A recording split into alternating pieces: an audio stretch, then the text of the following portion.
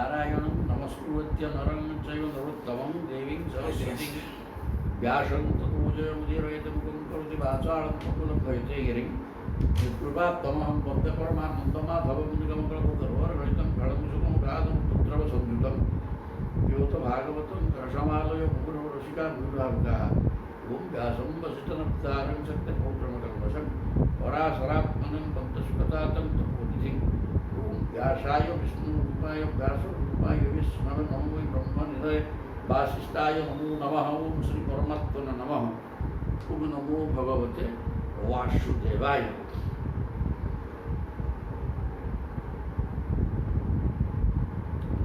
सत्त्वं रजः तमः इति त्रिबुद्धैकम एकमादौ सूत्रं महान् अहमिति प्रवदन्ति। जीवं ज्ञान क्रियार्थ फल रूप तयोरुशक्ति ब्रह्मैव भाति सदसच्च तयोः परं यत्। पहले सत्त्वं रजः तमः इति त्रिवृत् एकम आदौ सृष्टिर आदि एकमात्र एकम आदौ एकम सृष्टि नथिला भगवान एक थिले ब्रह्म आदौ एकम एको ब्रह्म एक थिले तापरे सत्त्वं रजः तमः त्रिवृत् ये तीन की धरिकी माया सृष्टि है तांकर ठार सत्त्व रजः तमः एपरी तीन गुणात्मक मूल प्रकृति जात है प्रकृति प्रकृति कहले सत्तर तम तीन गुण को लेकर प्रकृति सृष्टि है प्रभु ठार ब्रह्म पदार्थ एक थे माया माया तक दुई है परमात्मा एवं प्रकृति प्रकृति के तीन गुण सूत्रं महान अहं इति प्रवदन्ति जीवं ताद्यौ महत्त्व आसला प्रकृति महत्त्व अहंकार अहंकार ये सात्विक अहंकार राजसिक अहंकार तामसिक अहंकार होकर समस्त जगत सृष्टि है।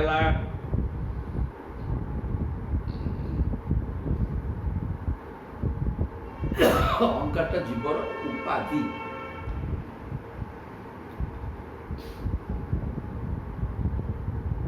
जीवर उपाधि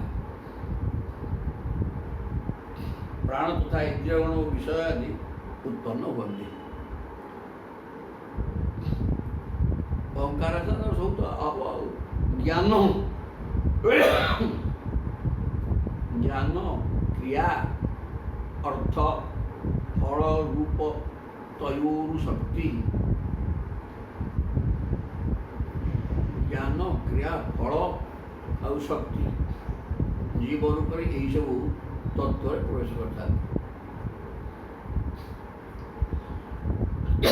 स्वयं परमात्मा परमात्मा ज्ञान क्रिया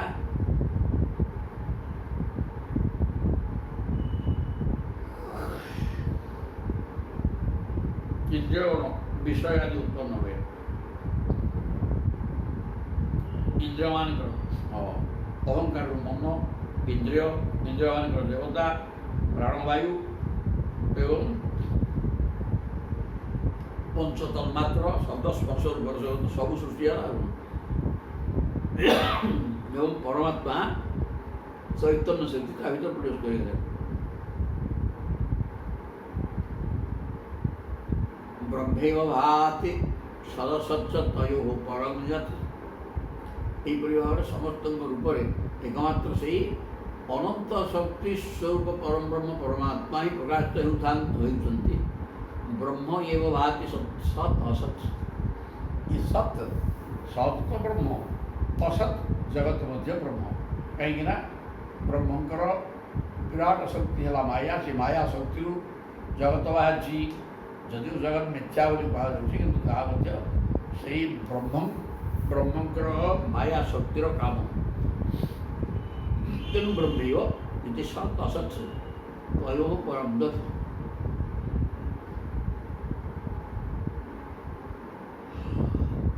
অর্থাৎ କାର୍ଯ୍ୟ ଏବଂ କାରଣ ଉଭୟ ହେଉଛନ୍ତି ଏକମାତ୍ର ବ୍ରହ୍ମ ଏବଂ ଏସବୁର ଅତୀତ ହୋଇ ଯାହା କିଛି ତାହା ହିଁ ବ୍ରହ୍ମ। ସତ୍ ଅସତର ଉର୍ଦ୍ଧ୍ୱରେ ଯିଏ ବି ଅଛନ୍ତି ସିଏ ବି ବ୍ରହ୍ମ। ସତ୍ ବ୍ରହ୍ମ, ଅସତ୍ ଅସତ ଜଗତ ବି ବ୍ରହ୍ମ ଏବଂ ସତ୍ ଅସତର ଉର୍ଦ୍ଧ୍ୱରେ ଯାହା ରହିଲା ସିଏ ବି ବ୍ରହ୍ମ। ସବୁ ବ୍ରହ୍ମ ସତ୍ତା। ବ୍ରହ୍ମ ଏକ ଥିଲେ, ତାପରେ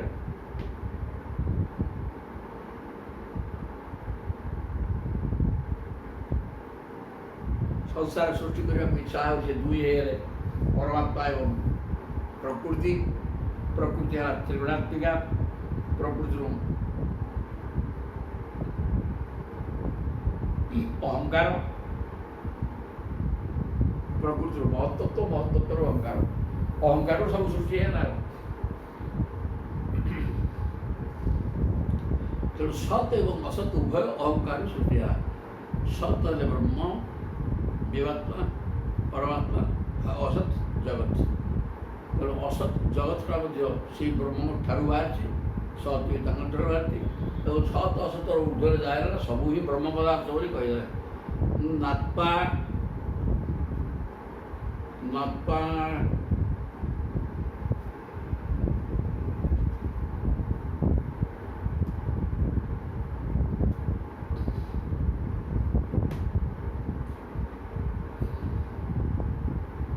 नात्मा दजान न भविष्यति न इहते सौ न क्षीयते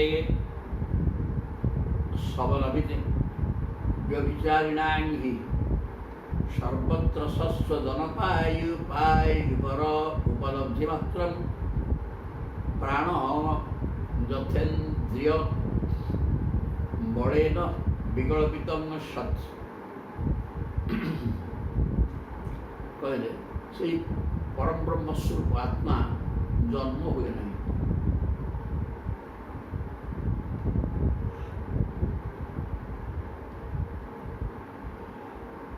परम ब्रह्म तो बोले परमात्मा और प्रकृति आसले परमात्मा बा ब्रह्म बा परमात्मा ब्रह्म एक परमात्मा से दुई है परमात्मा और प्रकृति। तो परमात्मा नात्मा जजान न भविष्यति, आत्मा जन्म नहीं कि मरण नहीं। आत्मा जन्म मरण ठार अलग न ये होते असौ।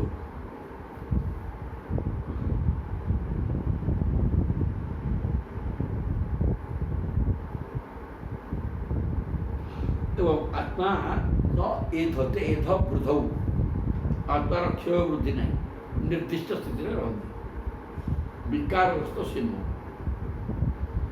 आत्मा जन्म बंधनी मरंतनी क्षय वृद्धि नहीं। न एधते वृद्धि नहीं, न एधते एध वृद्धौ वृद्धि नहीं, न क्षयते दीटा भी कहते क्षय नहीं वृद्धि भी नहीं। शवनमिति व्यभिचारिणां हि तार वृद्धि हुए नहीं कि क्षय भी हुए नहीं। अर्थात आत्मा 6 प्रकार भाव विकार मुक्त, जन्म मरण रहित, तार क्षय वृद्धि नहीं, जन्म मरण क्षय वृद्धि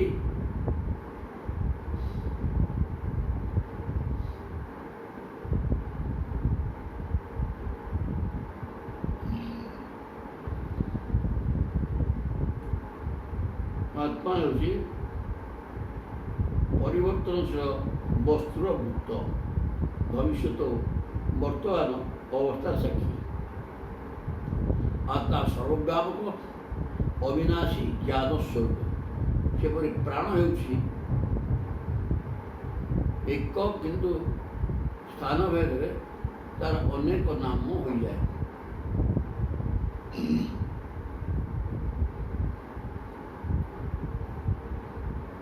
ଯେପରି ଏକମାତ୍ର ଜ୍ଞାନ ହିଁ ଇନ୍ଦ୍ରିୟ ଭେଦରେ ଭିନ୍ନ ଭିନ୍ନ ନାମରେ ଶବ୍ଦ ଜ୍ଞାନ ସ୍ପର୍ଶ ଜ୍ଞାନ ଏସବୁ ଭିନ୍ନ ଭିନ୍ନ ନାମ ହେଇଯାଏ। ଜ୍ଞାନ ଗୋଟିଏ ପଦାର୍ଥ ହେଲେ ମଧ୍ୟ ଇନ୍ଦ୍ରିୟ ଭିନ୍ନରେ ଜ୍ଞାନ ବି ଭେଦ ରହିଛି, ଜ୍ଞାନ ଭିତରେ ଭେଦ ଅଛି। ପରିଚିତ ହୁଏ। ଠିକ୍ ସେହିପରି ଏକମାତ୍ର ଆତ୍ମସତ୍ତା ହିଁ ବିଭିନ୍ନ ପ୍ରକାର ପରିଚିତ ହୁଏ। ଜ୍ଞାନ ଯେଉଁ ଏକ ଜିନିଷ, କିନ୍ତୁ ଇନ୍ଦ୍ରିୟମାନଙ୍କ ଭେଦକୁ ନେଇକି ଜ୍ଞାନ ଅନେକ ହୋଇଯାଇଛି। ସେମିତି ଏଇ ଯେଉଁ ବ୍ରହ୍ମ ଯଦିଓ ଏକ, ପ୍ରକୃତିର ସୃଷ୍ଟିକି ନେଇ ତା ଭିତରେ ଇଏ ପଶି ଯାଉଥିବା ହେତୁ ସେ ଅନେକ ହେଇଯାଉଛି।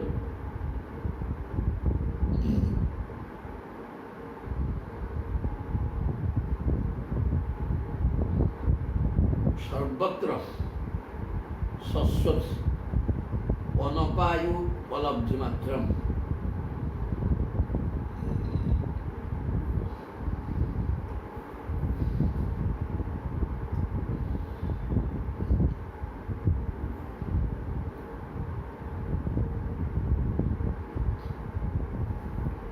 ଅଣ୍ଡେଷु ପେଶିଷୁ ତରୁଷୁ अविनिश्चितेषु प्राणो हि जीवं उपधावति तत्र तत्र सन्ने यदिन्द्रियगणेऽहं हवीच प्रसुप्ते कूटस्थ आशयं ऋते तदनुश्रुतिर्नः। अंडेषु पेशिषु तरुषु अविनिश्चितेषु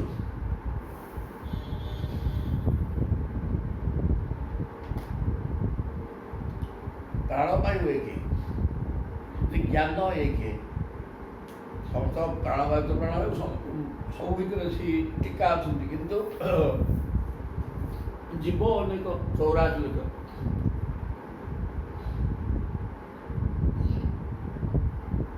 अंडज अंडज जरायुज अंडज श्वेतज उद्भिदज जीव 4 प्रकार है।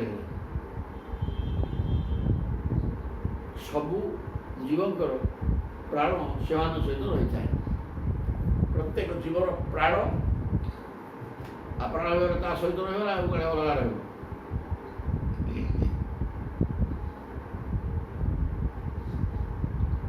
जीव प्रगाढ़ निद्रा शोई पड़े तार इंद्रिय मान सहित अहंकार भी निश्चेष्ट हो जाए।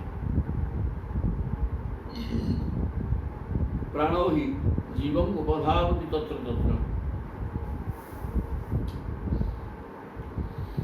मु गाढ़ निद्रा शोई पड़ी से ही स्वर्ण बा श्रुति ही सुसुप्ति अवस्था आत्मार विद्यान प्रमाणित करे।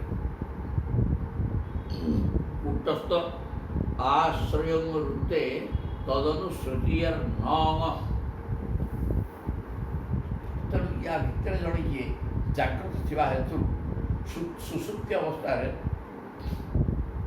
मु गाढ़ निदरे मोला भाया पड़ जाइए।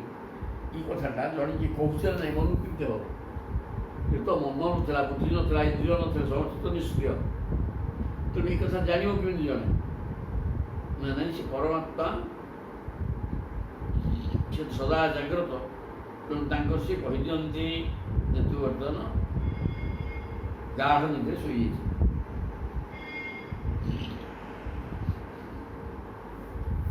तेणु जी कहती गाढ़ निद्रे शोई अर्थात जी गाढ़ निद्रे शोलू बोली कहती सी परमात्मा।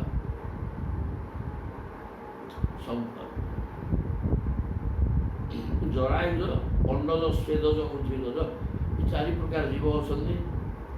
प्राण ही जीवं उपधावति। प्रत्येक जीव भितर प्राणवायु जीवा आशा करके बचेक रही।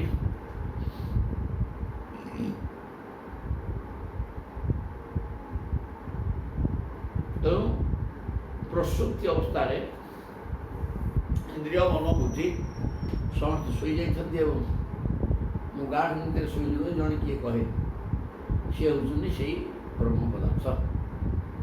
ତାପରେ କହୁଛନ୍ତି ଜନାଭ ଚରଣୀଷଣ ତ୍ୟାଗା।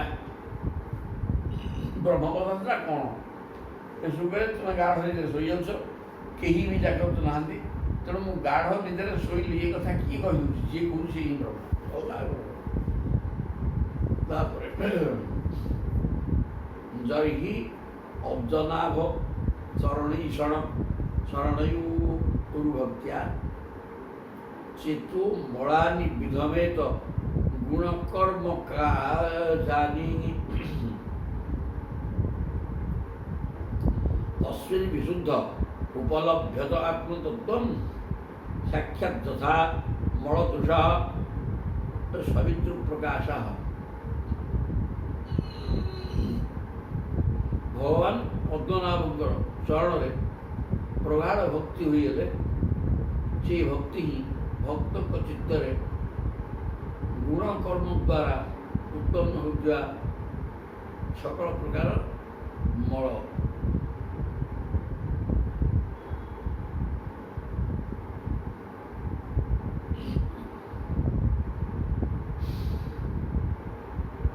ଜରିହି ଅବ୍ଜନାଭ ଚରଣୀଷଣ ଶରଣୟୁର୍ଭକ୍ତ୍ୟା। ଅବ୍ଜ ମାନେ ପଦ୍ମ, ନାଭौ ଯସ୍ୟ ସହ ଅବ୍ଜନାଭ। ପଦ୍ମନାଭ ପ୍ରଭୁଙ୍କର ନାଭିରୁ ପଦ୍ମ ବାହାରିଛି, ତେଣୁ ତାଙ୍କ ନାଁ ପଦ୍ମନାଭ ବା ଅବ୍ଜନାଭ। ତେଣୁ ପଦ୍ମନାଭଙ୍କର ନାଭ ଚରଣୀଷଣ, ତାଙ୍କର ଈଷଣ ମାନେ ପ୍ରାପ୍ତି ଇଚ୍ଛା ପାଇବା ଲକ୍ଷ୍ୟ। ଭଗବାନଙ୍କ ଶରଣାର ବିନ୍ଦୁକୁ ପାଇବା ଲକ୍ଷ୍ୟରେ ଯିଏ ଆଗେଇ ଚାଲିଛି ଏବଂ ସଦାସର୍ବଦା ଭଗବାନଙ୍କ ଶରଣାର ବିନ୍ଦୁକୁ ଧ୍ୟାନ କରିକି ରହିଛି ଭକ୍ତି ଭାବର ସହିତ, ଭକ୍ତି ହିଁ ଭକ୍ତଙ୍କ ଚିତ୍ତରେ ଗୁଣ କର୍ମ ଦ୍ୱାରା ଉତ୍ପନ୍ନ ହୋଇଥିବା ସକଳ ପ୍ରକାର ମଳ ବିକ୍ଷେପ ଆବରଣକୁ ଧୋଇଦିଏ। ଚେତୁ ମଳାନି, ଚିତ୍ତରେ ଥିବା ମଇଳା, ଆବରଣ ଶକ୍ତି, ବିକ୍ଷେପ ଶକ୍ତି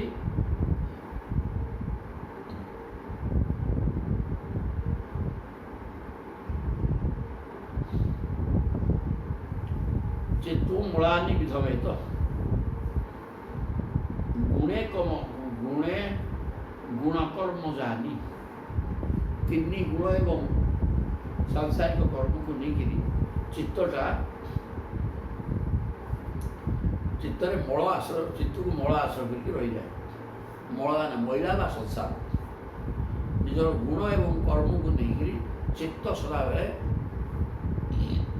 ସାଂସାରିକ ଜଞ୍ଜାଳ ଭିତରେ, ଚିତ୍ତ ଭିତରେ ସାଂସାରିକ ଜଞ୍ଜାଳ ଥାଏ ବା ସଂସାର ରହିଯାଏ। ଚିତ୍ତଟା ସଂସାର ବହିକି ରହିଯାଏ। ତସ୍ମିନ୍ ବିଶୁଦ୍ଧ ଉପଲଭ୍ୟତ ଆତ୍ମତତ୍ତ୍ୱଂ। କିନ୍ତୁ ଯେଉଁ ବ୍ୟକ୍ତି ନିଜର ଗୁଣ ଏବଂ କର୍ମ ଦ୍ୱାରା ଚିତ୍ତ ଭିତରେ ସଂସାରରେ ରହିଯାଇଥାଏ, କିନ୍ତୁ ସେ ଯଦି ଭଗବାନଙ୍କର ଶରଣାର ବିନ୍ଦୁକୁ ଆଶ୍ରୟ କରି ଯାଏ ଭାବ ଭକ୍ତିର ସହ, ତାହେଲେ ସେଇ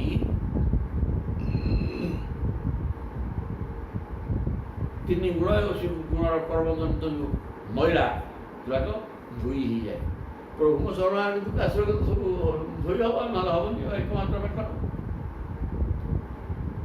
ତେଣୁ ତାପରେ ଆତ୍ମତତ୍ତ୍ୱଂ ବିଶୁଦ୍ଧଂ ଆତ୍ମତତ୍ତ୍ୱଂ ଉପଲଭ୍ୟତେ। ତେଣୁ ସେଇ ଯେଉଁ ଚିତ୍ତରୁ ସଂସାର ହଟିଗଲା, ଭଗବାନଙ୍କ ଶରଣାର୍ଥୀଙ୍କୁ ଆଶ୍ରୟ କରୁଥିବା ହେତୁ, ନହେଲେ ଗୁଣ ଏବଂ କର୍ମକୁ ନେଇକିରି ମନ ମଇଳା ହେଇଯାଏ, ଚିତ୍ତ ମଇଳା ହେଇଯାଏ, ସେ କର୍ମ ବାନ୍ଧି ହେଇଯାଏ। କିନ୍ତୁ ଯଦି ଭଗବାନଙ୍କ ଶରଣାର୍ଥୀଙ୍କୁ ଆଶ୍ରୟ କରିଯିବ ଭାବ ଭକ୍ତିର ସହିତ, ତାହେଲେ ଚିତ୍ତ ପରିଷ୍କାର ହେଇଯିବ ଏବଂ ସେ ପରିଷ୍କାର ଚିତ୍ତରେ ଆତ୍ମତତ୍ତ୍ୱ ପ୍ରକାଶିତ ହେବ, ଆତ୍ମଜ୍ଞାନ ବାହାରିବ। ସାକ୍ଷାତ୍ ତଥା ଅମଳ ଦୃଢ଼ ସବିତୃ ପ୍ରକାଶ।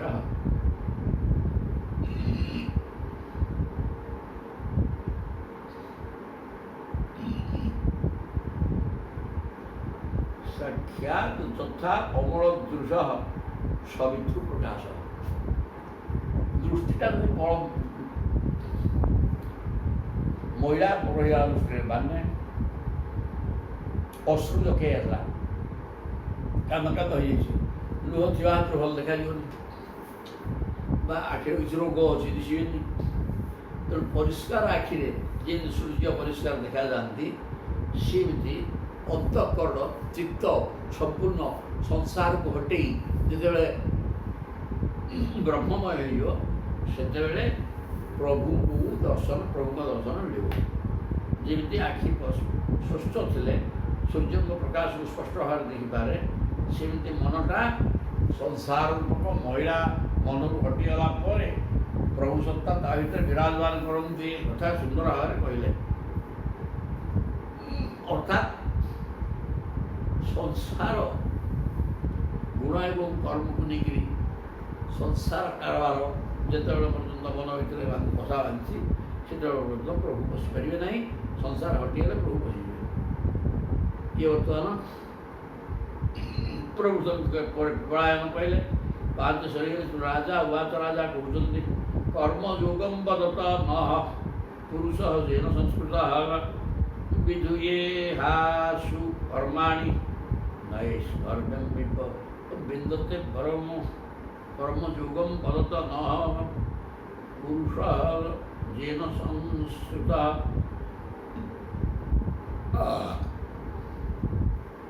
ବର୍ତ୍ତମାନ କର୍ମଯୋଗ ମତେ କହ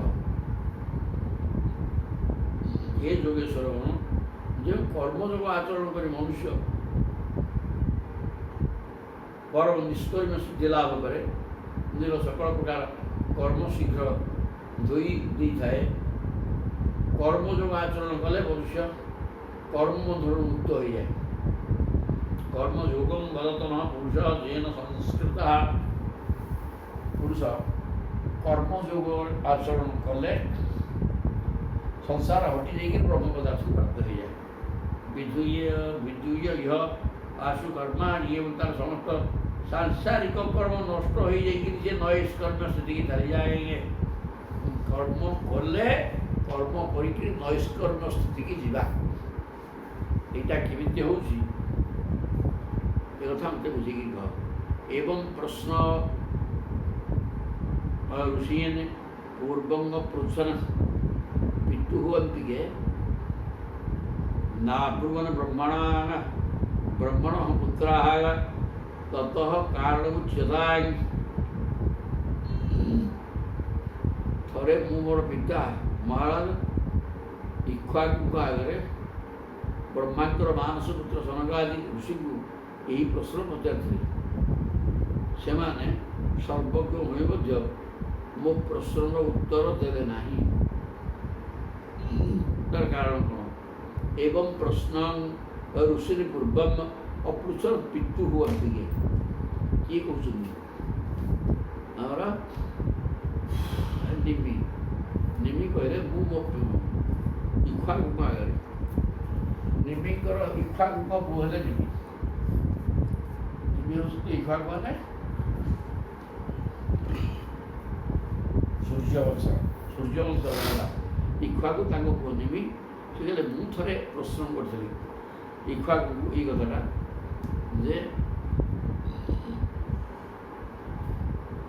पितृवंतिके नाकुवन ब्रह्मण पुत्रा तत्कारण उच्यता। कौन प्रश्न कर कर्म करी केमती निष्कर्म स्थिति की आसो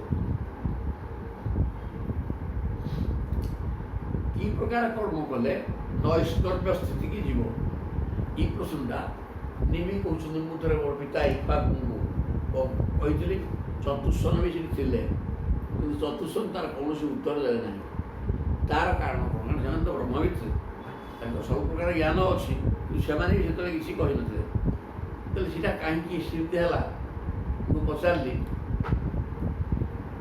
चतुष्सन से पिता समक्ष किसी कौन उत्तर दे ना तत्कारण उच्यताय। ब्रह्मण पुत्रा न अब्रुवन ब्रह्मांड मानस पुत्र सनक सनातन कुमार मोर पिता इक्ष्वाकु समक्ष थे मुई प्रश्नटा करी कर्म करी कर्म केमती मुक्त हम से कथार उत्तर से दे नथिले तार भी कारण कौन सब गुड़ा पचार तुम्हें कह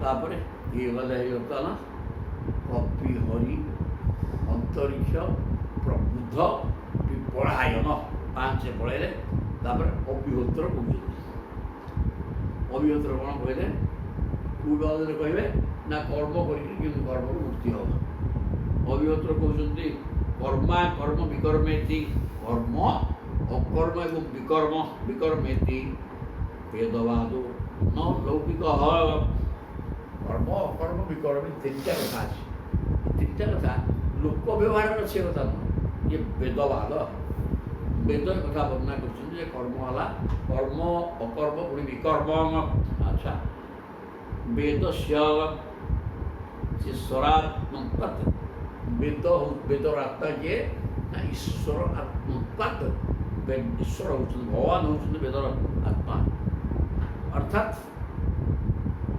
वेद केवल भगवान कथा वर्णना कराई आत्मस्वरूप जी अच्छा आत्मस्वरूप कथा वर्णना कराई वेद केवल ब्रह्म संपर्कित कथा को वर्णना कर तत्मुह्यंति सूरय तत्र मुह्यंति सूरय एवं से वेद यही बुझार प्रश्न नहीं जे देवता मैंने मोहग्रस्त हो परोक्ष वादात्मक किंतु वेद कौन परोक्षवाद प्रत्यक्षवाद नुह गोटे चिंता कर कौन हम प्रत्यक्ष भाव कहवा ये कथा वेद कहना जे परोक्षवाद कौन जार शब्द एक प्रकार तो तात्पर्य भी तात्पर्य निहितार्थ अन्य एक प्रकार परोक्षवाद कहुए अच्छा शब्द गोटे प्रकार कराला शब्दर अर्थ जहाँ सी छाड़ी आउ गोटे प्रकार अर्थ ता ना परोक्षवाद उदाहरण केमती कहद आम कि जानी कौन परोक्षवाद आम टे कह ना भगवान कृष्ण जन्म हेले यहाँ परोक्षवाद केमती जन्म शब्द अर्थ कौन कि प्रत्यक्ष प्रत्यक्षवाद ये नुह परोक्षवाद जन्म हवाटा भगवान कृष्ण पाखे हो पार ना कृष्ण जन्म हेले कहले प्रत्यक्षवाद जन्म हेले मातृघरू किंतु से कथा जेहेतु अर्थ होनी तेणु ये जन्म शब्दटा परोक्षवाद वेद सिमती प्रकार कही लोक कहीं बुझ जन्म हेले कह जन्म हेले आविर्भाव हेले सी बुझ सेमती से कहीं ना जन्म हेले ये अर्थ संगत होना तेणु ये अर्थ बाधा प्राप्त है अभिधा अभिधा लक्षणा एवं व्यंजना शब्दर तीनटा सत्य अच्छी थे अभिधा अभिधा अर्थ कौन सीधा सड़क जो अर्थ तार अभिधा अर्थ सियाड़े तो कहला ताले अभिधा अर्थ है जन्म हबार अभिधा अर्थ है मातृगर्भ रहा 10 मास तापर बाहर जाए ये अर्थटा कृष्ण पाखे ठीक है ना तापर लक्षण आसला लक्षण कौन से अर्थ को धरिक अन्य अर्थ से कर लक्षणा मैंने गंगाया घोष पहला गंगार घोष कहले अभिधा आसिक कहला अभिधा गंगा स्रोत भितर घोष लक्षण आसिक कहला गंगा स्रोत कौन घोष रही तू कि अर्थ कर सिद्ध हेनी कौन हम गंगा तटरे घोष जेहेतु नदी अति निकट थी गंगा गंगाया घोष कहे गंगा स्रोत गंगा गंगाया कहले गंगा भितर गंगा स्रोत भितर कि अर्थ हेनी तेणु मु लक्षणा कहूँ शुणु गंगा स्रोत जेहेतु हेनी गंगा तटरे घोष तापर व्यंजना आसला आम कहीं कथा लिखिलु गंगाया घोष ना गंगा तटरे अच्छी गंगार शीतलता एवं पवित्रता अनुभव करुवा घोष माने गौड़पल्ली ତେଣୁ ଇଏ ହେଲା ବ୍ୟଞ୍ଜନାର୍ଥ। ତେଣୁ ଶବ୍ଦର ଅର୍ଥ ତିନିଟା। ଇଏ ହେଲା ବିଜ୍ଞାନରେ ବାପା ଶବ୍ଦ ସ୍ଫୁଟବାଦ, ଆରେ କେତେ କଥା ଅଛି। ଗୋଟେ ଶବ୍ଦ ତିନି ପ୍ରକାର ଅର୍ଥ ହେଲା। ଗଙ୍ଗାୟାଂ ଘୋଷ, ଗଙ୍ଗା ସୁଅରେ ଘୋଷ ଆସିବ, ଅଭିଧା କହିଦେଲା, ଏ ସିଧାସଳଖ ଅର୍ଥ। କିନ୍ତୁ ଆଉ ଗୋଟେ ପରୋକ୍ଷ ଅର୍ଥ, ପ୍ରତ୍ୟକ୍ଷ ଅର୍ଥ ନୁହେଁ। ଏଇଟା ଆମେ ଗଙ୍ଗାୟାଂ ଘୋଷ ପ୍ରତ୍ୟକ୍ଷ ଅର୍ଥ କରିବାକୁ ଲେଖିନୁ। କୃଷ୍ଣ ଜନ୍ମ ହେଲେ ଏଇଟା ପ୍ରତ୍ୟକ୍ଷ, ଏଇଟା ଆମେ ସେଠିକି ଲେଖିନୁ। ଏଇଥିରୁ ଆଉ ଅର୍ଥ ବାହାର କର ନା, ଜନ୍ମ ହେଲେ ତ ହେଇପାରିବନି, ତାହେଲେ କ'ଣ ହେବ? ଗଙ୍ଗା ସ୍ୱତନ୍ତ୍ର ଘୋଷ ହେଇପାରିବ କ'ଣ ନା, ଗଙ୍ଗା କୂଳରେ ଘୋଷ ତା ପାଖରେ ଲାଗି ରହିଛି ଯେ ଗଙ୍ଗାୟା ଘୋଷ କୁହାଗଲା। ଆଚ୍ଛା ଆଚ୍ଛା ଆଚ୍ଛା। ସେମିତି ତାଙ୍କର ଯେହେତୁ କର୍ମ ନାହିଁ, ତେଣୁ ଜନ୍ମ ହେବାର ପ୍ରଶ୍ନ ନାହିଁ, ତେଣୁ ସେ ଜନ୍ମ ହେଇପାରିବେନି, ତେଣୁ ଆବିର୍ଭାବ ହେଲେ କୁହା। আর এই প্রকার ସବୁ ପାଠ ତାହେଲେ ଏଠି କହୁଛନ୍ତି କର୍ମ, ଅକର୍ମ ଏବଂ ବିକର୍ମ, ଏ ତିନିଟା କଥା। କର୍ମ ସମ୍ପର୍କରେ ତିନି ଭେଦ ଅଛି। ଏଇଟା ଲୋକ ବ୍ୟବହାର ନୁହଁ, ବେଦରେ ଏ କଥା କୁହାଯାଇଛି। ବୈଦିକୋୟମ୍ ବେଦବାଦନ କର୍ମ ଲୌକିକ ବେଦସ୍ୟ ଶେଷରାତ୍ ଉତ୍ପାଦ। ଆଉ ବେଦ କେବଳ ଈଶ୍ୱରକୁ ପ୍ରତିପାଦନ କରିଛି, ଆଉ ଅନ୍ୟ କଥା କିଛି ନାହିଁ। ତନ୍ତ୍ର ମୁହ୍ୟନ୍ତି ସେ ଏ ପ୍ରକାର ଅର୍ଥ କରାଯାଇଛି ଯେଉଁଠି ଦେବତାମାନେ ମଧ୍ୟ ମୋହଗ୍ରସ୍ତ ହେଉଛନ୍ତି। ଜ୍ଞାନୀମାନେ ସୁରୟ ହେଲେ ସୁର ଦେବତା ହେବ, ଜ୍ଞାନୀ ମଧ୍ୟ ହେବ। ଜ୍ଞାନୀମାନେ ମଧ୍ୟ ମୋହଗ୍ରସ୍ତ ହେଇଯାଉଛନ୍ତି। ପରୋକ୍ଷବାଦ ବେଦୋୟଂ, ତେଣୁ ବେଦ କେଉଁଠି ପ୍ରତ୍ୟକ୍ଷ ଭାବରେ କିଛି କହିନାହାନ୍ତି। ବେଦ ତେଣୁ ବୁଝି ହୁଏ ନାହିଁ, ସବୁ ପରୋକ୍ଷବାଦ। ପ୍ରତ୍ୟକ୍ଷବାଦ ମାନେ କୃଷ୍ଣ ଜନ୍ମ ହେଲେ ଏଇଟା ପ୍ରତ୍ୟକ୍ଷ, ଏଇଟା ଭୁଲ ହବନି ଅର୍ଥ। ସେଥିପାଇଁ ପରୋକ୍ଷ ଭାବରେ କୁହାଗଲା ଜନ୍ମ ନୁହଁ, ଆବିର୍ଭାବ ହେଲେ। ତ ବେଦରେ ସବୁଠି ପରୋକ୍ଷବାଦ କୁହାଯାଇଛି। ବାଳାନାଂ ଅନୁଶାସନଂ,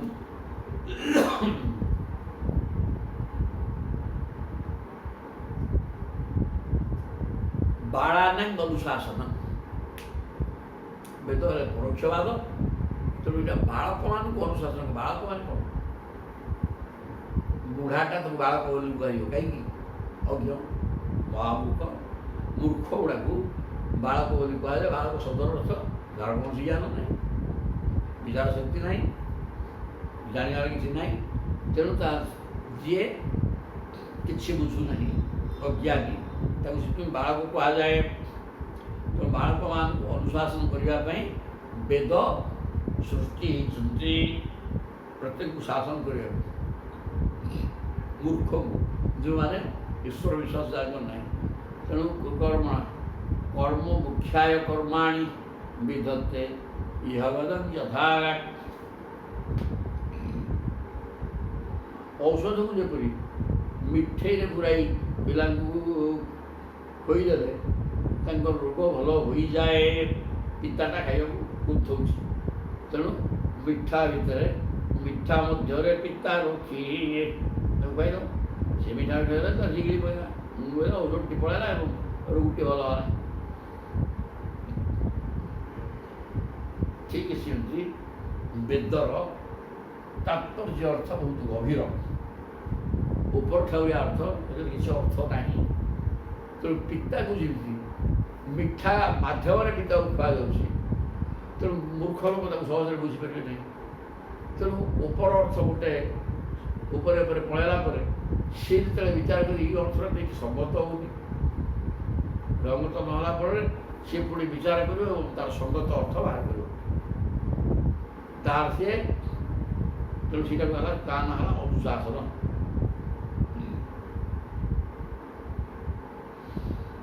କର୍ମ କଲେ ମନୁଷ୍ୟ କର୍ମ ମଧ୍ୟରୁ ମୁକ୍ତି ହୋଇଯାଏ। ତେଣୁ କର୍ମ ମୁଖ୍ୟାୟ କର୍ମାଣୀ, এইটা হল পরোক্ষবাদ। বেদ କହିଛନ୍ତି କ'ଣ? কর্ম মুখ্যায় কর্মাণী। মুখ্যায় বলে চতুর্থী হচ্ছে কর্ম, চতুর্থী হচ্ছে নিমিত্ত, নিমিত্তার্থে চতুর্থী পাই।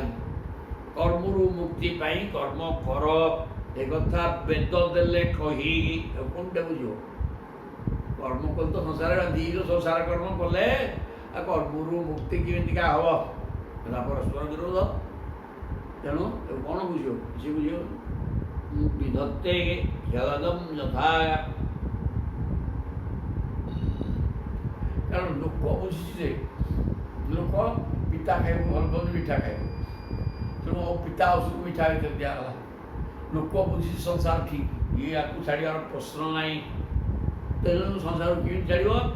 ସିଏ କର୍ମ କରିଥାଉ, କର୍ମ ବନ୍ଦ କରୁନି। କର୍ମ ବନ୍ଦ କଲେ କହିବା କର୍ମ କରିବନି କ'ଣ? କର୍ମ କରିବାକୁ ଆମେ ଶୁଣା ଠିକ୍ ଅଛି, କର୍ମ କରିଯା। କିନ୍ତୁ ସେ କର୍ମ ଏମନ୍ତ କର୍ମ କରିବୁ ଯେ ଯାହା କଲେ ମୁକ୍ତି ହେଇଯିବ। ତେଣୁ ପ୍ରତ୍ୟକ୍ଷ ଭାବରେ ସିଏ ବୁଝିଲା ଯେ ଆମେ ଯେଉଁ କର୍ମ କରୁଛୁ ସେଇଟା ଠିକ୍, ତେଣୁ ସେ ଭୁଲ ନାହିଁ, ସେଇଟା କରିବା ଉଚିତ। କିନ୍ତୁ ତାପରେ ସେଥିରୁ ସିଏ ବୁଝିବ ଯେ ଆରେ ମୁକ୍ତି ହେବା କର୍ମ ସିଏ ଆଉ ଗୋଟେ ପ୍ରକାର। ଇଏ ସାଂସାରିକ କର୍ମ କଲେ ମୁକ୍ତି ହେବନି। କର୍ମ ତ ସବୁ ନା, ସାଂସାରିକ କର୍ମ କର୍ମ, ଅସାଂସାରିକ କର୍ମ ନୁହେଁ। ଭଗବତ ସମ୍ପର୍କିତ କର୍ମ ଦେବୀ କର୍ମ। ଇନ୍ଦ୍ରିୟମାନ ମନ ଇନ୍ଦ୍ରିୟମାନଙ୍କୁ ନେଇକି ଯାହା କରେ ସବୁ କର୍ମ। ତେଣୁ କର୍ମଟା ଦୁଇ ପ୍ରକାର ଅଛି। ଆମେ ସଂସାର କର୍ମ କର୍ମ ବୋଲି ବୁଝୁଛେ, ତେଣୁ ବାନ୍ଧି ହେଉଛେ। ଆଉ ସେ କର୍ମ ଯଦି ପ୍ରତ୍ୟକ୍ଷ ଭାବରେ, ତେଣୁ ଜଣେ ମୂର୍ଖ ଲୋକ, ଜ୍ଞାନୀ ଲୋକ ଯେ ସଂସାରରେ ବାନ୍ଧି ହେଇସାରିଛି, ତାକୁ କର୍ମ କଲେ ହିଁ ମୁକ୍ତି ହେଇଯିବ, କିଛି ଅସୁବିଧା ନାହିଁ। କିନ୍ତୁ କର୍ମଟା କ'ଣ ତା ଶୁଣୁ, ଇ ଯେଉଁ କର୍ମ କରୁଛୁ, କର୍ମ ଅଧିକ କର୍ମ ତ କରିବାକୁ ହବ ନା? ହଁ ହବ ପରା। କିନ୍ତୁ ତୁ ଯେଉଁ କର୍ମ କରୁଛୁ ସିଏ ବନ୍ଧନକାରକ କର୍ମ। ଆଉ କର୍ମ ଆଉ ଗୋଟେ ପ୍ରକାର ବି ଅଛି, ସିଏ ମୁକ୍ତିଦାୟକ। ତେଣୁ ଏଇଟା ସବୁ ବେଦ ହେଲେ ପରୋକ୍ଷବାଦ, ପ୍ରତ୍ୟକ୍ଷ କିଛି କୁହାହେଇନି।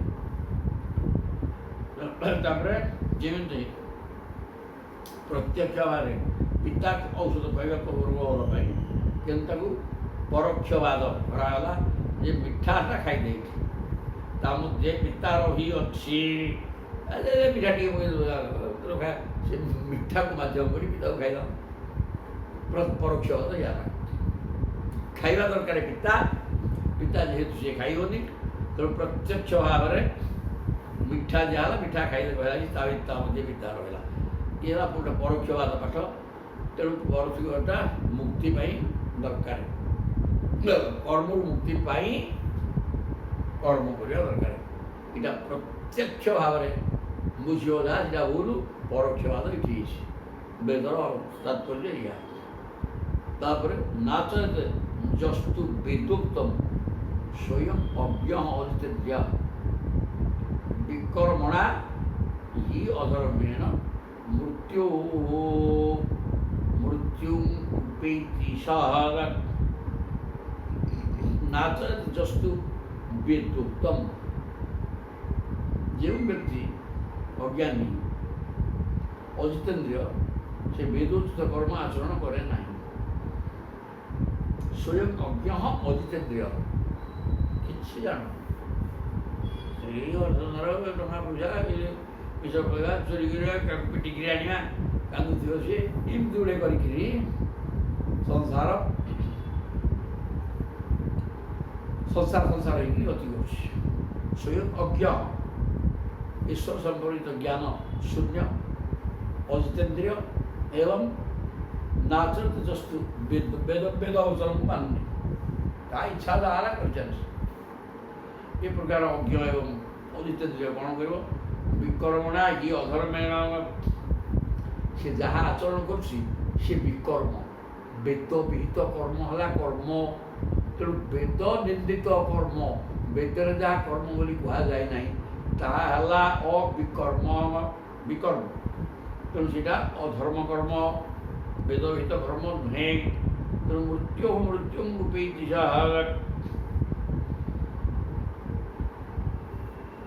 ପାପ ଭାଗି ହେଇଯାଏ।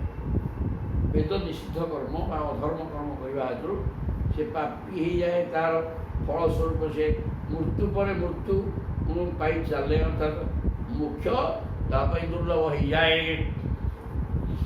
ବେଦ ବିହିତ କର୍ମ କଲେ ମୁକ୍ତି ହେବ। କିନ୍ତୁ ଯେଉଁ ବ୍ୟକ୍ତି ଅଜ୍ଞ ଏବଂ ଅଜିତେନ୍ଦ୍ରିୟ, ସିଏ କ'ଣ କରିବ? କର୍ମ ନ କରିକିରି, କର୍ମ ହେଉଛି ବେଦ ବା କୁହାଯାଇଛି ଆପଣଙ୍କ କର୍ମ, ବେଦ ନିନ୍ଦିତ କର୍ମ ବିକର୍ମ, ସେ ବିକର୍ମ ଆଚରଣ କରେ, ଅଧର୍ମ ଆଚରଣ କରେ। ଫଳରେ ଜନ୍ମ ମରଣ ଚକ୍ରେ ପଡ଼ି ବୁଲଇ ସେହୁ ଘେରି ଘେରି, ଯେମିତି ଜଳଚକ୍ର ରହିଛି, ପାଣି ବାଷ୍ପ ହେଲା, ଯେହେତୁ ଜଳ ମେଘ ତିଆରି ହେଲା, ଜଳଠୁ ପାଇକି ତଳକୁ ପଡ଼ିଲା, ପୁଣି ତଳକୁ ଉପରକୁ ଗଲା, ଉପରୁ ତଳକୁ ହେମନ୍ତ ବୁଲୁ ଅଛି ଜଳଚକ୍ର। ସେମିତି ସାଂସାରିକ କର୍ମ ଭିତରେ ଜଡ଼ିତ ହୋଇକି ରହିଲା, କର୍ମ ଜଡ଼ିତ ହେଉଥିବାରୁ ପୁଣି ଜନ୍ମ ହେଲା, ଜନ୍ମ ହେଲେ ପୁଣି ସଂସାରିକ କର୍ମ କଲା, ମଲା, ଆଉ ଥରେ ସିଏ ଜନ୍ମ ହେଲା। ତେଣୁ ସଂସାର କର୍ମ କରୁଥିବ, ଜନ୍ମ ମରଣ ଭୋଗୁଥିବ। ସଂସାର ସଦା ସର୍ବଦା ସାଂସାରିକ କର୍ମରେ ରହିଲେ ଜନ୍ମ ମରଣ ଭୋଗିବାକୁ ବାଧ୍ୟ। କର୍ମ କିଛି ପରିବର୍ତ୍ତନ କର, ତେଣୁ ପରିବର୍ତ୍ତିତ କର୍ମ କଲେ କ'ଣ କିଛି ହେବ ନା, ଗୋଟେ ହେବନି। ବେଦୋକ୍ତମେବ କୁର୍ବାଣ ନିଃସଙ୍ଗ ଅର୍ପିତ ବିଶ୍ୱରେ ନୈଷ୍କର୍ମ୍ୟଂ ଲହତେ ସିଦ୍ଧି ରୋଚନାର୍ଥା ଫଳଶ୍ରୁତି। ବେଦୋକ୍ତ ଏବ କୁର୍ବାଣ, ବେଦରେ ଯାହା ବର୍ଣ୍ଣନା କରାଯାଇଛି ସତ୍କର୍ମ, ଈଶ୍ୱରକୁ ପାଇବା ପାଇଁ ଯାହା ଯେଉଁ ଯେଉଁ କର୍ମ କରିବାକୁ ହେବ ସେଇ ପ୍ରକାର କର୍ମ କରିଚାଲେ। ଗଲେ କ'ଣ ହେବ, କେମିତିକା କରିବୁ ନା ନିଃସଙ୍ଗ, ଇନ୍ଦ୍ରିୟମାନଙ୍କର ବିଷୟ ସହିତ ସମ୍ପର୍କ ତାକୁ ଛାଡ଼େ। ଇନ୍ଦ୍ରିୟମାନଙ୍କର ବିଷୟ ସହିତ ସମ୍ପର୍କ ଏଗୁଡ଼ାକ ବେଦରେ ବର୍ଣ୍ଣନା କରାଯାଏ ନାହିଁ, କାରଣ ତୋର ଇନ୍ଦ୍ରିୟମାନେ ସବୁ ପ୍ରଭୁଙ୍କ କର୍ମରେ ଲାଗନ୍ତୁ। ବିଷୟ ସହିତ ଲାଗି ବିଷୟକୁ ଭୋଗ କରିବା ଲାଳସା କରି ତାହା ବନ୍ଧନ ପାଇଁ କାରଣ ହେଇଯାଉଛି। ତେଣୁ ସେ କଥା ବେଦ କାହିଁ କହିବେ? ଆମ ବେଦ କହୁଛନ୍ତି ତୁ କର୍ମ କରିବୁ ନିଶ୍ଚିତ, ଇନ୍ଦ୍ରିୟ ଅଛନ୍ତି, ମନ ବୁଦ୍ଧି ସବୁ ଅଛି, କର୍ମ କରିବାକୁ ହେବ ଇନ୍ଦ୍ରିୟମାନଙ୍କୁ ମାଧ୍ୟମ କରିକିରି, କିନ୍ତୁ ଇନ୍ଦ୍ରିୟମାନେ ବିଷୟ ସମ୍ପର୍କ ଛାଡ଼ନ୍ତୁ, ପ୍ରଭୁଙ୍କ ସମ୍ପର୍କିତ କର୍ମରେ ଲାଗନ୍ତୁ, ବୋଇଲେ ମୁକ୍ତି ହେବ। ଏବଂ ଯାହା କର୍ମ କରିବ, ଯେହେତୁ ପ୍ରଭୁ ସମ୍ପର୍କିତ କର୍ମ କରିବ, ତାକୁ ପ୍ରଭୁଙ୍କ ପାଖରେ ଅର୍ପଣ କରାଯାଇପାରିବ। କୃଷ୍ଣାର୍ପଣମସ୍ତୁ, ସମସ୍ତ କର୍ମକୁ ଭଗବାନଙ୍କ ଚରଣାରବିନ୍ଦରେ ସମର୍ପଣ କରିକିରି ସଙ୍ଗ ରହିତ ହୋଇକି କର୍ମ କରି ଚାଲେ। ଯଦି ସଙ୍ଗଯୁକ୍ତ ହୋଇକରି କର୍ମ କଲୁ ତାହା ପାପ କର୍ମ, ତାହା ସମର୍ପଣ କରାଯାଇପାରିବ ନାହିଁ। ସମର୍ପଣ କରିଦେଲେ କ'ଣ ହେବ, ଅସଲ ସମର୍ପଣ ନ କଲେ କ'ଣ ହେବ? ଯେଟା ଆଗ ବୁଝଉନ, ଆମେ କାହିଁ ସମର୍ପଣ କରିବୁ ଯେ ନାଇଁ, କର୍ମ ଟିକେ ସମର୍ପଣ କରିଦେଲେ ତାର ଫଳ ଆଉ ଭୋଗିବାକୁ ପଡ଼ିବ ନାହିଁ। ତେଣୁ ସେ କର୍ମଟା ସତ୍କର୍ମ ହୋଇଥିବ। ସତ୍କର୍ମ ତ ହେଲା, ତାକୁ ଆମେ ସମର୍ପଣ କରିବୁ କ'ଣ ଦରକାର? ଆରେ ସତ୍କର୍ମ କଲେ ମଧ୍ୟ ଜନ୍ମ ମରଣ ଭୋଗିବ ନା, କେମିତି ସତ୍ଫଳ ହୋଇବ, ଐଶ୍ୱର୍ଯ୍ୟ ଭୋଗ, ମୁକ୍ତି ହେଇପାରିବ। ଯଜ୍ଞ କରିବ, ଦାନ କରିବ, ତାଦ୍ୱାରା ମୁକ୍ତି ହୋଇଯିବ। ପ୍ରଶ୍ରୟ ସବୁ ମୁକ୍ତି ବାଟ ଏଗୁଡ଼ାକ ଅବଶ୍ୟ ସତ୍କର୍ମ, କିନ୍ତୁ ଏଇଟା ଭୋଗ କରିବ କେବଳ। ତେଣୁ ସେଗୁଡ଼ିକ କ'ଣ କରିବ? ସେଗୁଡ଼ିକ ପ୍ରଭୁଙ୍କୁ ସମର୍ପଣ କରିହେବ, ଯେହେତୁ ସତ୍କର୍ମ। ସାଂସାରିକ କର୍ମ ନୁହଁ, ମଣିଷ ମାରିବ, ଚୋରି କରିବ, ମିଛ କରିବ, ଡାଉଟରି କରିବ, ସେଗୁଡ଼ାକ ସମର୍ପଣ ହେବନି। ସେ କର୍ମର ଫଳ ଭୋଗୁଥିବ, ଜନ୍ମମରଣ ଭୋଗୁଥିବ। ତେଣୁ ଜନ୍ମମରଣ ଚକ୍ରରୁ ଉଦ୍ଧାର ହେବା ପାଇଁ ହେଲେ ଏ ସାଂସାରିକ ସଙ୍ଗ ରହିତ ଇନ୍ଦ୍ରିୟମାନଙ୍କୁ ସଂସାର ବିଷୟ ସହିତ ସମ୍ପର୍କ ନ କରି ବହିର୍ଜା ସଂସାରରୁ ପ୍ରଭୁଙ୍କ ପ୍ରତ୍ୟେକ ଇନ୍ଦ୍ରିୟକୁ ପ୍ରଭୁଙ୍କ କର୍ମରେ ଲଗେଇଲେ ସେଗୁଡ଼ିକ ସମର୍ପଣ କରିବ ପ୍ରଭୁଙ୍କୁ। ସେଗୁଡ଼ିକ ସମର୍ପଣ ନ କଲେ ତାକୁ ବି ଭୋଗିବାକୁ ସ୍ୱର୍ଗ ଭୋଗ, ପୁଣି ଜନ୍ମମରଣ ଭୋଗିବୁ। କିନ୍ତୁ ଯଦି ସମର୍ପଣ କରିଦେଲୁ ଆଉ ସେ ଫଳ ଭୋଗ ହେବା ଦରକାର ନାହିଁ, ପ୍ରଭୁ ତାକୁ ମୁକ୍ତି ହେଇଯିବ। ତେଣୁ ସତ୍କର୍ମ ପରେ ତାକୁ ସମର୍ପଣ କରେ, ତା ଫଳକୁ ଆଉ ଭୋଗିବାକୁ ତୋତେ ପଡ଼ିବନି। ତାପରେ ତୁ ହିଁ ମୁକ୍ତି ହେବୁ। ଏବଂ ବେଦୋକ୍ତ କର୍ମ କରେ, ବେଦ ଆଦୌ କହିନାହାନ୍ତି ସଙ୍ଗ ଇନ୍ଦ୍ରିୟମାନଙ୍କୁ ବିଷୟ ସହିତ ଇନ୍ଦ୍ରିୟଙ୍କର ବିଷୟ ସହିତ ସମ୍ପର୍କ କରେଇ ମନ ଉପରେ ନେଇକି ତାକୁ କ୍ଷୁବ୍ଧ କରେଇ ସଂସାର ଭିତରେ ଜଡ଼ିତ ହେଇକିରି ପାପ ପୁଣ୍ୟ ଚୋରି ଡକାୟତ ହଣା ମରା କରିକିରି ସଂସାରରେ ବୁନ୍ଧା ହେଇଗଲା, ଗୋଟେ କହୁନାହାନ୍ତି। ତାପରେ ନୈଷ୍କର୍ମ୍ୟଂ ଲହତେ ସିଦ୍ଧି। এই প্রকার যদি সৎকর্ম করু, ঈশ্বর সম্পর্কিত কর্ম এবং তাকে সমর্পণ করেদেলু, তা না হলা নৈষ্কর্ম্যম। কর্ম করলে মধ্য এটা নিষ্কাম কর্ম, নিজ স্বার্থ পাই সেটা কিছু কলা করা হল। ঈশ্বরଙ୍କର ফুল ତୋଳିକିରି ଆଣିଲୁ, ଯେହେତୁ ସ୍ୱାର୍ଥ କ'ଣ ହେବ? ତାକୁ ମାଳ କଲୁ, ପ୍ରଭୁଙ୍କ ବିଗ୍ରହକୁ ସୁନ୍ଦର ଭାବରେ ଗାଧୁଆ କରି ପୂଜାପୂଜି କରି ମାଳ ତିଆରି କରି ତାକୁ ଲଗେଇ ଦେବୁ। ବୋଇଲେ ପ୍ରଭୁ ସୁନ୍ଦର ଦିଶିଲେ, ସେଥିରେ ତୋର ବ୍ୟକ୍ତିଗତ ସ୍ୱାର୍ଥ ତୋର କିଛି ଆସିବ, ସେ ଅଲଗା କଥା। କିନ୍ତୁ ଆମେ ପୁରା ସମ୍ପୂର୍ଣ୍ଣ ସେ ଫୁଲ ମାଳ ତିଆରି କରି ନିଜ ବେଗରେ ପକାଇବ, ସେସବୁ ହେଲା ବ୍ୟକ୍ତିଗତ ସ୍ୱାର୍ଥ। କିନ୍ତୁ ସେଇ ପର ପାଇଁ ଯେଉଁ କର୍ମ କରାଯାଏ ସେଇଟା ହେଲା ନୈଷ୍କର୍ମ୍ୟ। ନିଜ ପାଇଁ ଯାହା କଲ, ସେଇ ଫୁଲ ତିଆରି କରି ମୁଁ ଗୋଟେ ମାଳ ପକେଇବି ସରିଲା। ତାଦ୍ୱାରା ତାର ଅହଙ୍କାର ବୃଦ୍ଧି ହେଲା ଏବଂ ଯେଉଁ ଫୁଲ ଦେବ ଭୋଗ୍ୟ ତାକୁ ନିଜ ବେଗରେ ପକାଇଲା। ମୁଁ ବି ଟିକେ ନାହିଁ ବୁଲିବ ସେଠୁ ଗଲା। କିନ୍ତୁ ସେଇ ଫୁଲଟିକି ଭାବ ଭକ୍ତ ସହ ପ୍ରଭୁ ଅତି ସୁନ୍ଦର ଫୁଲ ହେଇଛି ଟିକେ ନେଇ ମାଳ ବୁଝିକି ପ୍ରଭୁଙ୍କ ବେଗରେ ପକାଇଦେବେ ଏବଂ ତାର ବି ଫଳ ମିଳିବ। ତାକୁ ସବୁ ସମର୍ପଣ କରିଦେବ। ସମର୍ପଣ କଲେ ତା ନା ନୈଷ୍କର୍ମ୍ୟ। ଲଭତେ ସିଦ୍ଧି ରୋଚନାର୍ଥ ଫଳ ଶ୍ରୁତି। ବେଦରେ ସ୍ୱର୍ଗାଦି ପ୍ରାପ୍ତିରୁ ବି ଫଳର ମଧ୍ୟ ବର୍ଣ୍ଣନା କରାଯାଇଛି। ଫଳ ପ୍ରାପ୍ତି ଅଛି। ବେଦ ବି କହୁଛନ୍ତି ଯଜ୍ଞ କର ଇନ୍ଦ୍ର ହେଇଯା। ଏଗୁଡ଼ା ଫଳ ପ୍ରାପ୍ତି ଆଉ ଫଳଶ୍ରୁତି। ଭାଗବତ ଅନେକ ଜାଗାରେ ଫଳଶ୍ରୁତି ନେଇକି ଯିଏ ପଢ଼ିବ ଶୁଣିବ ବା ଶୁଣେଇବ ଏମିତି ଏମିତି ହବ। ଏହା ନା ଫଳଶ୍ରୁତି। ଏ ଫଳଶ୍ରୁତି ଗୁଡ଼ାକ ସାଧାରଣ ମାନବକୁ ଭାରି ଉପଯୁକ୍ତ ପ୍ରେମ ହେଇଯିବ। ଗୁଡ଼ାକ ଯିଏ ପ୍ରକୃତିରେ ଯିଏ ସଚ୍ଚା ଭକ୍ତ ଏଗୁଡ଼ାକ ଆମର ଦରକାର ନାହିଁ। ଆମେ ଏମିତି କରୁଛୁ ଆମକୁ ସେ ଫଳ ଆମକୁ ଦରକାର ନାହିଁ। ପ୍ରଭୁ ଆମ ଏମିତି କର୍ମ କରିବା ପାଇଁ ଆମକୁ ପ୍ରୋତ୍ସାହନ ମିଳିବ। ଆପଣ ବାଟେଇ ଦିଅନ୍ତୁ ଆମେ ଯେମିତି କରୁଛୁ। এই ପ୍ରକାର ହେଲା ପାଠ। ତାହେଲେ ତା ଯେଉଁ କର୍ମ ନିଜ ସ୍ୱାର୍ଥକୁ ନେଇକି କରାଯାଏ ତାହା ହେଲା ବନ୍ଧନକାରକ। ଯେଉଁଟା ପର ଉଦ୍ଦେଶ୍ୟରେ କରାଗଲା ନିଜର କୌଣସି ପଇସାର ସ୍ୱାର୍ଥ ନାହିଁ ସେ ହେଲା ନୈଷ୍କର୍ମ୍ୟ। ଏବଂ ସାଂସାରିକ କର୍ମ ଗୁଡ଼ାକ ହେଲା ବନ୍ଧନକାରକ। ତାକୁ ସମର୍ପଣ କରିପାରିବନି ପ୍ରଭୁଙ୍କୁ। ତେଣୁ ଭଗବତ କର୍ମ ଜପ କଲ ଧ୍ୟାନ କଲ ପ୍ରାଣାୟାମ କଲ ଭାଗବତ ପଢ଼ିଲ ସବୁକୁ ସ୍ମାର୍ପଣମସ୍ତୁ କରିଦେବ ବୋଇଲେ ଆଉ ଐଶ୍ୱର୍ଯ୍ୟ ଭୋଗ କରିବା ପାଇଁ ସଂସାରକୁ ଆସିବ ନାହିଁ। ତା ନା ନୈଷ୍କର୍ମ୍ୟ। ସଙ୍ଗ ରହିତ ହେଇକି କର୍ମ କର। ଈଶ୍ୱର ସମ୍ପର୍କିତ କର୍ମ କର। ବେଦ କହୁଥିବା ଅନୁସାରେ କର୍ମ କର। ଏକା କଥା ଶିଶୁ କଲେ ଯାଇକି ନିଷ୍କର୍ମ ହେବ। ସିଦ୍ଧି ଯ ଆଶୁ ହୃଦୟ ଗ୍ରନ୍ଥି ନିର୍ଜୀଷୁ ପରାତ୍ମନଃ ବିଧିନୁ ପଚରେ ଦେବଂ ତନ୍ତ୍ରୋକ୍ତେନ च केशवं। ज आशु हृदय ग्रंथि निर्जीषु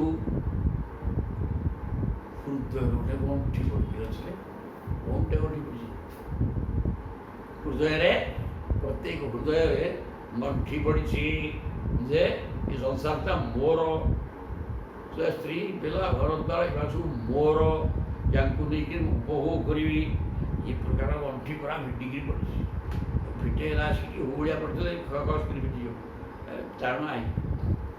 तेणु यहाँ हृदय भितर गंठी सुंदर कथा कहूँ घंटा सब फिटो से गंठी फिटार ना हेमंत गंठी पड़ जाए हृदय भितर ताकू सी निर्जीषु निशेष भाव भल भाव जी पोछिकी परित्याग करवा चाहूँगी कौन कर विधेना उपचरित परमात्मन सी परमात्मा को चिंतन करने दरकार विधिपूर्वक देवं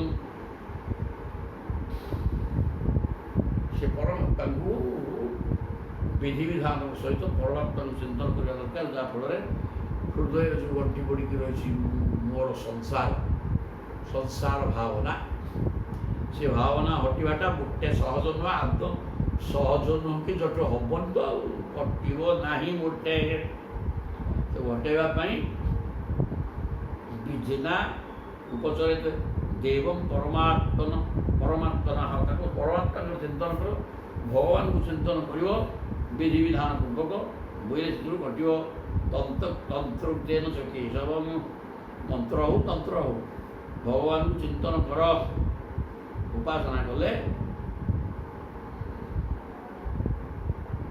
वैदिक तांत्रिक दीटा बाट वैदिक बाटर तांत्रिक बाटर भगवान उपासना करने उचित। तेणु जो गंठी फिटापी संसार घर द्वार स्त्री पिला सब हूँ मोर मोर सब मोर बोली चिंता करें लोक मोर मोर मोर लोक मरुचे खाली विकलिया मोर मोर विकल होन मोर छाड़ी दे कहीं कहार नुह क्या पीछे किए पड़ते ये गोटे माया ଏସବୁ ମିଛଟା କିଛି ନାହିଁ। ସ୍ୱାର୍ଥକୁ ନେଇକି କିଏ କ'ଣ ଗୋଟେ କରୁଛନ୍ତି, କିଛି ନାହିଁ କିଛି ନାହିଁ। ତେଣୁ ସବୁ ଛାଡ଼ିଦିଅ। ବିଧି ପୂର୍ବ ସେଟା ସବୁ କାହା ସହିତ କିଛି ସମ୍ପର୍କ କିଛି ନାହିଁ। କେବଳ ଭଗବାନଙ୍କ ଭଗବାନଙ୍କୁ ଧର। ଏ ଭିତରେ ଆମେ ଭଗବତ ସତ୍ତା ଆମର ଏଠି ଅଛି ଏବଂ ଆମକୁ ବୁଦ୍ଧି ଜ୍ଞାନ ଦିଆଯାଇକି ପ୍ରଭୁ ଛାଡ଼ିଛନ୍ତି। ନିଜକୁ ନିଜେ ଚିହ୍ନି ମୁଁ କିଏ ଆଗ ଚିହ୍ନି ଯେ ମୁଁ ହେଉଛି ଜୀବାତ୍ମା, ମୋର କାମ କ'ଣ କର୍ତ୍ତବ୍ୟ, କେବଳ ପରମାତ୍ମାକୁ ଚିହ୍ନି ମୁକ୍ତି ହେବା ପାଇଁ ମୋତେ ମଣିଷ ଜନ୍ମ ମିଳିଛି। ଏମନ୍ତ ଚିନ୍ତାକୁ କରି ଏ ଭିତରେ ଯେଉଁ ଗ୍ରନ୍ଥି ସମସ୍ତଙ୍କ ଭିତରେ ଗଣ୍ଠିଟା ପରିଣ ରହିଛି ହୃଦୟ ଭିତରେ। ମୁଁ ମୋର ସଂସାରକୁ ଭୋଗ କରିବି, ଇନ୍ଦ୍ରିୟମାନଙ୍କୁ ଲଗେଇକିରି ବିଷୟ ସଂଗ୍ରହ କରିବି, ତାକୁ ଭୋଗରେ ମାତିବି। ଏଇଟା ଗଣ୍ଠି ଏ ଗଣ୍ଠି ଫିଟିବାର ନାହିଁ। କ'ଣ ଗୋଟେ ଫିଟିବ ନା ଫିଟିବ ଯେ ଗୁରୁ କର, ଭଗବାନଙ୍କୁ ବିଧିବିଧାନକୁ ପୂଜା କର, ବୈଦିକ ପୂଜା କର ଅଥବା ସାତ୍ଵିକ ପୂଜା କର। ଭଗବାନଙ୍କ ଚରଣାର ଭିତରେ ମନ ଲଗେଇ ଦିଅ। ବୋଇଲେ ଏ ଗଣ୍ଠି ଫିଟିବ, ନହେଲେ ଆହୁରି ଦୃଢ଼ରୁ ଦୃଢ଼ ହେଉଥିବ। ଭିଡ଼ିକିରି ଏମିତି ରହିବ ଯେ ଫିଟିବାର ନାହିଁ, ତେବେ ଲାଗିଥିବ ବିକଳିଆ ହେଇକିରି କର୍ମ କରି ତାପରେ ସଂସାର ଛାଡ଼ିକିରି ଯିବ ମରି, ପୁଣି ଜନ୍ମ, ପୁଣି ଗଣ୍ଠି ପଡ଼ିଛି, ପୁଣି ଜନ୍ମ, ପୁଣି ମରଣ, ପୁଣି ଜନ୍ମ, ପୁଣି ମରଣ, ଏ ପ୍ରକାର ଗଡ଼ି ଚାଲିବ। ତେଣୁ ମୁକ୍ତି ହୋଇପାରିବ ପ୍ରଶ୍ନ ନାହିଁ। ତେଣୁ ଗଣ୍ଠି ପିଠା ଆଗ, ଗଣ୍ଠି ପିଟିବା ବି ଭଗବାନଙ୍କ ଶରଣ ପଶ। ଲବ୍ଧାନୁଗ୍ରହ ଆଚାର୍ଯ୍ୟତା ତେନ ସନ୍ଦର୍ଶିତା ଗମହମ। ଆଗ ଆଚାର୍ଯ୍ୟ ଗୁରୁ କରରେ, ବିନା ଗୁରୁରେ ହେବ ନାହିଁ। ଏକ ନମ୍ବରରେ ଗୁରୁ ଦରକାର, ଗୁରୁ କୃପା। ଗୁରୁ କୃପେଇବ କେବଲମ୍, କେବଲମ୍ ଏକମାତ୍ର, କେବଳ ଏକମାତ୍ର ଗୁରୁ କୃପା ଦରକାର ସଂସାର ମୁକ୍ତି ପାଇଁ। ଗୁରୁ ଯେଉଁ ପ୍ରକାର ନିର୍ଦ୍ଦେଶ ଦେବେ ତଦନୁସାରେ ଗତି କଲେ ମୁକ୍ତି ନିଶ୍ଚୟ ହେବ। ଲବ୍ଧା ଅନୁଗ୍ରହ ଆଚାର୍ଯ୍ୟ, ଜ୍ଞାନୀ ଗୁଣୀ ଗୁରୁମାନଙ୍କର ଅନୁଗ୍ରହ ପାଇଲେ ତେନ ସନ୍ଦର୍ଶିତା ଗମଃ, ସେମାନେ ଯେଉଁ ସନ୍ଦର୍ଶିତ ବାଟ ଦେଖେଇବେ, ସେମାନେ ବାଟ ଦେଖେଇବେ। କ'ଣ କଲେ ଈଶ୍ୱରାଭିମୁଖୀ ହେବ। ମହାପୁରୁଷ ମଭ୍ୟର୍ଚ୍ଚତେ ମୂର୍ତ୍ୟଭିମତୟା ଆତ୍ମନଃ।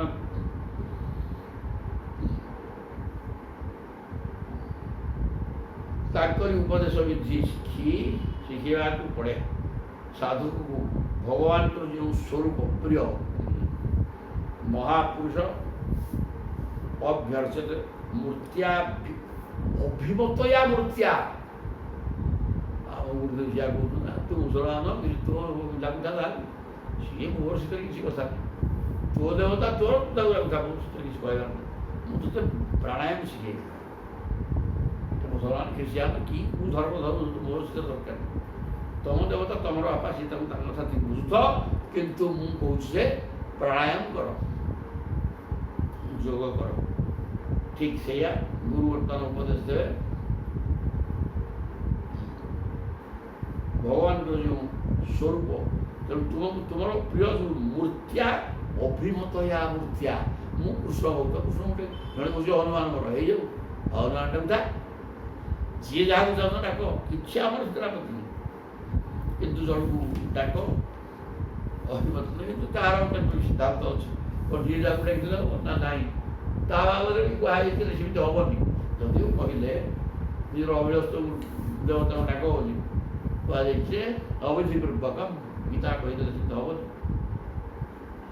ଯେମିତି ମୁଁ ସମସ୍ତ ଚତୁର୍ଦ୍ଦଶ ସମସ୍ତଙ୍କ ଭିତରେ ରହିଛି, ବ୍ରହ୍ମା ପର୍ଯ୍ୟନ୍ତ ସବୁ ତୁମ ଭିତରେ ଯେମିତି ଅଛି, ବ୍ରହ୍ମା ଭିତରେ ମୁଁ ସେମିତି ଅଛି ବୋଲି ସିଏ ଅଛନ୍ତି।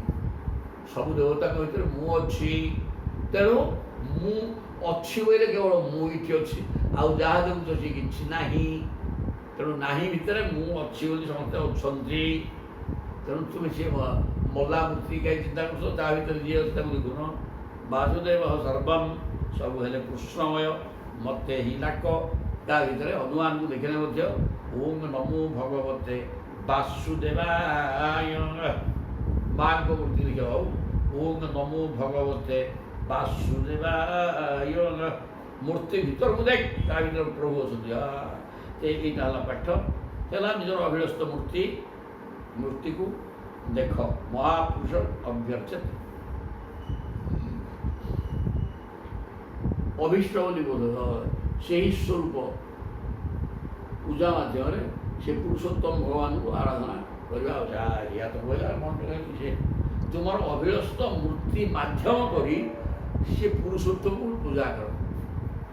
କାରଣ ଅଭିଳଷ୍ଟ ମୂର୍ତ୍ତି ତମ ଅଭିଳାଷ ତ ସେ ମୂର୍ତ୍ତି କରୁ ତା ଭିତରେ ମୁଁ ମଧ୍ୟ ଭଗବାନ ଅଛନ୍ତି।